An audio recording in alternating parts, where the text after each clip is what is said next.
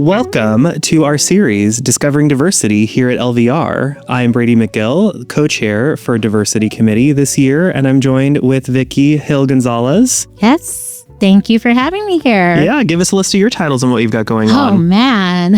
So I am 2026 chair of Community Outreach, 2026 chair of Education Committee. Okay. I am going into past presidency for NAREP Greater Las Vegas. I'm excited about that. And yeah, just realtor, mom, wife. Yeah. All of the hats that you wear. You are actually an awardee right now. You're accepting a new award. Tell us about that. So I actually received an award, recognition from Governor Lombardo's office. So I'll share with you. I got this Challenger coin. You have to see the back. It's so cool. Oh my God. Yeah. Take a look at it. I love it. Look at the back. It's so cool. Very cool. So yeah, I was recognized for all of the philanthropy I do for our state. Oh my God. And then I got the state of Nevada pin too. So oh my God, I love those. That's so fun. Not to humble brag, but mayor, so the past two Las Vegas mayors had cute little things like this. They had a poker chip. Yes. Yeah, Carolyn gave out a poker chip. And then Shelley Berkeley had her little ones done as dice. Oh, those are cool. So that's fun that the governor has that. Maybe someday I'll be in your shoes and win an award like that. You know, it's just, you volunteer too. You give your time. Yeah. So you never know. It's just, I've worked hard for a long time, and just being a worker bee, really. I don't do what I do for recognition. I do it because I love it. Right. And I would just want to help. Tell me more about NAREP and some of those things. Like, what motivates you to do these things and serve these communities? Like, talk about, leading into how these things help you and help others, and how that relates to one another. Well, with NAREP, so I've been president for the past 2 years for the Greater Las Vegas chapter. It's all about, the Latino community. It's an underserved community. And me being an Afro-Latina, because I'm very, very diverse and mixed, I was given an opportunity to sit on the board. I started as a secretary, and I moved into presidency pretty quick. I love helping our community. Homeownership for the Latino family is big. It's the biggest thing. Like now I'm working with the clients, first generation American, buying her first home. So it's just when you give them those keys and you see the excitement, that's what I love about my job. So it just encourages me more to go help others. That's amazing. So you are lending your strength into helping other people be able to do that, right? So yeah, share with me a little bit about how that looks. How is your strength translate into being able to attract others and help them be inspired, right? Well, I didn't grow up with a silver spoon, or I come from a very hardworking family. Mm-hmm. I actually learned about real estate from my grandparents. So I would visit Mexico a lot. Summer vacation. Where? In Tijuana, basically. Okay, That's where my grandparents had Beautiful. their home. My grandparents were actually landlords. They had apartments. There was the main house, a guest house, and then 8 apartments that they would rent out. And when I was young, I was 7 years old, and my grandma would be like, "Hey, go collect rent." And I was like, okay. She's like, "But don't give them a receipt until they pay you." Yeah. So I was going one day, "Hey, my grandma said to get the rent." And she went for the receipt, one of her residents, and I was like, "Where's the money?" So I was taught about real estate at a very, very young age. Entrepreneurship, And I didn't know what they were, setting me up for. Mm-hmm. And then my grandparents did have property in Los Angeles, California, because that's where my family's from.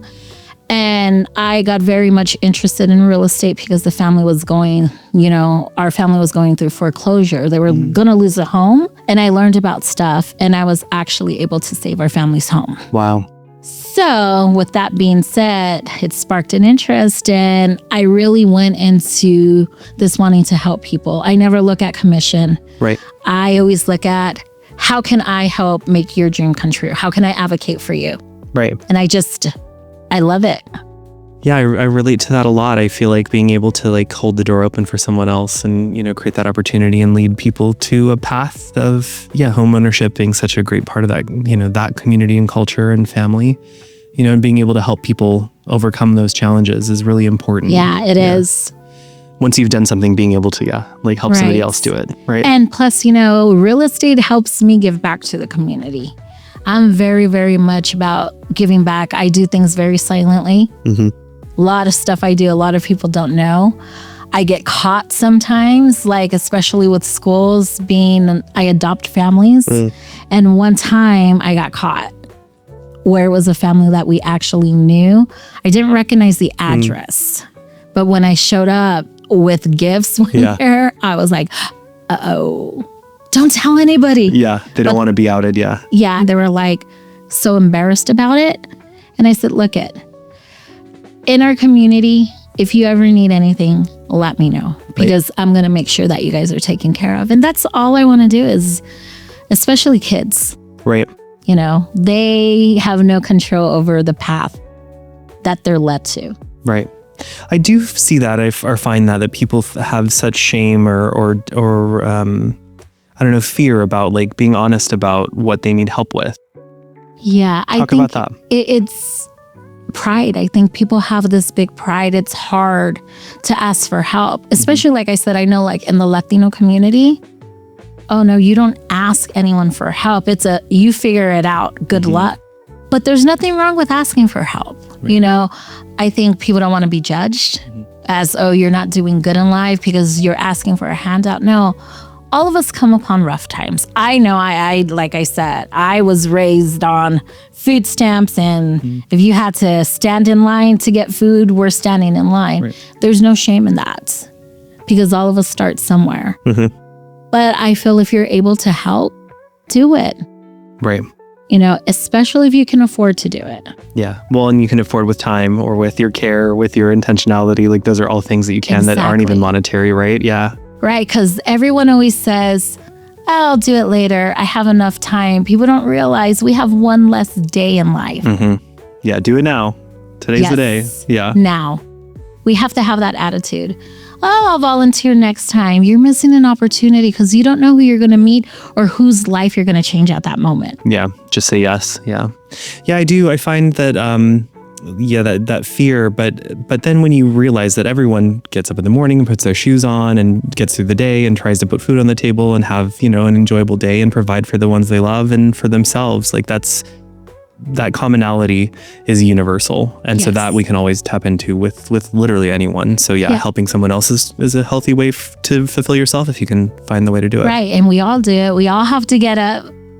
And like I said, it's just more about wanting to be there and showing up. I wake up with a positive mindset every day and very, very grateful. I think a lot of people forget to have that grateful mindset. I'm on my way to work. I am so happy that I have an office to drive through, a car to drive, even if it's not the newest. Right. But I'm grateful for everything that I have. And I just want to spread that joy to other people. Yeah. It doesn't matter how much you have. You still can be grateful for things and find ways to, have a more is more kind of additive response. Yeah. I'm grateful for this opportunity that you guys have me here. So it's just about enjoying life because we only get one. Make the most of it. Yes. And make the most of it for others too, right? Creating opportunity is a great way to find new friends, make new connections, sell more houses, right? Get people into the door. That's a great way to go out. What are some things that are coming up with community or NAREP or things that are out in the world that people can be involved in or our audience can find some ways to connect with you? And go for it. So much. So we're actually with community outreach. We are collaborating with the Las Vegas Metro Police Department for Pack the Mac. Like Las Vegas is going to break the Guinness Book of World Records. Yeah. They said Dallas broke it. Wow. But we're going to take that over. And Pack the Mac's all about back to school items, backpacks. We want to get like 15,000 100,000. So volunteers are needed. We're going to need volunteers. You can sign up on the calendar in your app. So check that out. Pack the Mac, do we know the date? It's happening this summer. So as soon as I have all the details, we're going to make sure that we get it out so we can get all those volunteers. They need 600 volunteers. And a great way to network and meet new people, meet new clients, meet other realtors, and engage your network. Just other business partners. You never know who are going to be there. I love volunteering because I've met a lot of athletes. Athletes volunteer lots. Yeah. Yeah, but they don't want you to know that it's them. Low key. That's very, cool. Very low key. Yeah, it's fun for me. Like volunteering, I was doing an event and met she was the manager of the storage unit that we were doing some things at. I ended up selling her home, selling her another home. Like just by mentioning and being out in community, you meet new prospects, right? You never ever know. It's amazing. I've met like a lot of the athletes that have their own foundations, and then I'm asking, hey, can you come volunteer for these golf tournaments? And I'm super short, so I'm standing like, oh my gosh. That's a perfect way to meet people. Yeah, like Hey. That's fun. So yeah, we know that connections and community like are additive, right? They compound interest, right? You get more when you put a little bit in. Can you talk about a fun story that you have of meeting somebody that way, or how community has connected you to some of the things that have ended up being really inspirational, or connecting you to some of your great awards, some of those things that you've done? I got connected with this woman that does amazing things. She does a lot of stuff for athletes. And I was able to actually get Ron Brown, who is a retired NFL player. And he also was an Olympic gold medalist. He won the relay for the 1984 Olympics with Carl Lewis. Wow. So I was able to get him out to one of our events, and that was the best thing ever. We had so much fun. He gave me a hard time. Yeah. But being able to connect and bring value to other people. And this is someone who took the time to fly out just to be amongst our members. So that's one really, really fun thing that I was able to do. The other thing is at an REP event, I don't know if everyone watches 90 Day Fiancé. So when I was out at a NAREP event in San Diego, I met Pedro from Chantel and Pedro. I met Pedro. He's actually a realtor in Georgia. How fun. So I got to take a picture with him, and I had posted, and I was like, hey, that's Pedro. So that was kind of cool. He's a really amazing guy. Sweet guy. So yeah, it brings yourself joy, and you're being able to spread the good word and build community and uplift others. Like, what more could you ask for? Right. If you could go back to your days starting out in this industry as a realtor, what advice would you have for a new realtor coming in? Like, what advice would you give yourself? Don't be afraid to ask a top producer what they do. Because a lot of the times you come into this business and you're lost. You don't have guidance. What they teach you in school is not what you get in the real world. How many feet are in an acre? Yeah, right? Yes. Yeah. Don't be afraid to ask, even if it seems like people are gatekeeping and they don't want to get you their secrets. There's always going to be that one person that's going to tell you everything you need to know and help you be successful. I was fortunate that I had a lot of good mentors that taught me a lot of different things. They had their way of doing things, but I learned so much from them. Like, I was a TC for Benjamin Ramirez. He was amazing. He taught me a lot of things. Jillian Batchelor. I was actually her assistant. And I learned a lot from her. Jillian taught me not to take no for an answer. And I just think of just those great, like my broker, I had Jenny Halder.